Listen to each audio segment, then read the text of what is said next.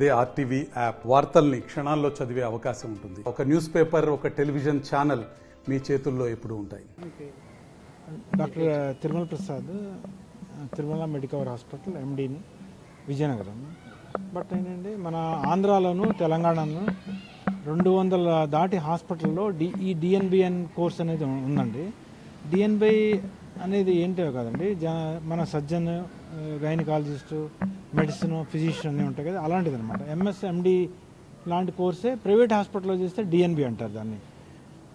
MBBS eligible. MBBS సీట్లు మన national wide 1 lakh seats ఉన్నాయండి. అయితే పీజీ ఎంట్రన్స్ రాసేవాళ్ళు మాత్రం 2.8 lakhs, 3 lakhs వరకు రాస్తున్నారు. అంటే ఆల్మోస్ట్ ఏడాది 2 ఏళ్ళు కూర్చున్న పాత స్టూడెంట్స్ కూడా ఉన్నారన్నమాట. ఈ నీడ్తోనంటే ప్రైవేట్ హాస్పిటల్లో కూడా పర్మిషన్ ఇచ్చి వాళ్ళని ఏంటంటే ఎంకరేజ్ చేసి, సో దట్ మన యాక్చువల్గా గవర్నమెంట్ హాస్పిటల్లే కాదు, ప్రైవేట్ మెడికల్ కాలేజీలే కాదు, government colleges, private medical college, అలాగే ప్రైవేట్ హాస్పిటల్స్ అన్నమాట, పెద్ద హాస్పిటల్స్ కొన్ని నామ్స్ పెట్టారు. దాంట్లో ఉన్న డాక్టర్స్ ట్రైనింగ్ అయితే బాగా లెక్చర్స్ అని నామ్స్ పెట్టి వాళ్ళని సెలెక్ట్ చేసి ఈ ఇన్స్టిట్యూట్లో ఇంతమంది ట్రైన్ అవ్వచ్చని పెడతారు. వాళ్ళు ఏంటంటే టీచింగ్ చేస్తారు, యాజ్ వెల్ యాజ్ చదువుకుంటారు, యాజ్ వెల్ సర్జన్కి అసిస్టెన్స్, ఫిజిషియన్కి అసిస్టెంట్గా చేస్తుంటారు. 3 years అయిన తర్వాత కూడా సెలక్షన్ కూడా నేషనల్ వైడే అవుతుందండి.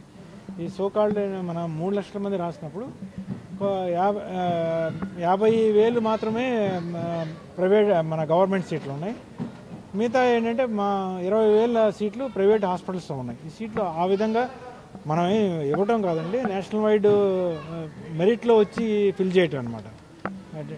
ఢిల్లీలో కౌన్సిలింగ్ ద్వారా మెరిట్లో తీసుకుంటారు. అయితే మీరు అడగచ్చు, ఈ డిఎన్బి అనేది మనకి ఏ విధంగా అంటే, దీంట్లో యాక్చువల్గా కొన్ని హాస్పిటల్లో ఉన్న కోర్సెస్ నెంబర్ 1గా అయిపోతుంది అన్నమాట. ఆల్ ఇండియా ఇన్స్టిట్యూట్స్ ఒక ఎత్తు ఉంటాయి మనకి, సెంట్రల్ ఇన్స్టిట్యూట్స్, తర్వాత డీమ్డ్ యూనివర్సిటీస్ కొన్ని ఉంటాయి, అలాగే గవర్నమెంట్ కాలేజెస్ ఉంటాయి, అలాగే ప్రైవేట్ మెడికల్ కాలేజెస్ ఉంటాయి, అలాగే డిఎన్బి ఇన్స్టిట్యూట్స్ అనమాట. సో మీకు ఏంటంటే నాలెడ్జ్ ఇవ్వడానికి మేము చెప్తున్నాం అనమాట.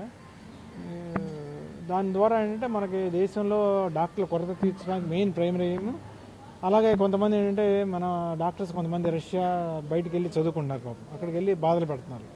అలాంటివి పడకుండా మన గవర్నమెంట్లు, స్టేట్ గవర్నమెంట్స్, సెంట్రల్ గవర్నమెంట్ కూడా ఎక్కువ సీట్లు ఇచ్చి ఎక్కువ డాక్టర్లు చేస్తూ, సో దట్ మెడికల్ ఫెసిలిటీస్ అన్ని ఏరియాలో విస్తరించడానికి ట్రై చేస్తారు. మరిన్ని వీడియోస్ కోసం ఛానల్ ని సబ్స్క్రైబ్ చేయండి, లేటెస్ట్ అప్డేట్స్ కోసం వాట్సాప్ ఛానల్ ని ఫాలో చేయండి, అండ్ లింక్ డిస్క్రిప్షన్ లో ఉంది.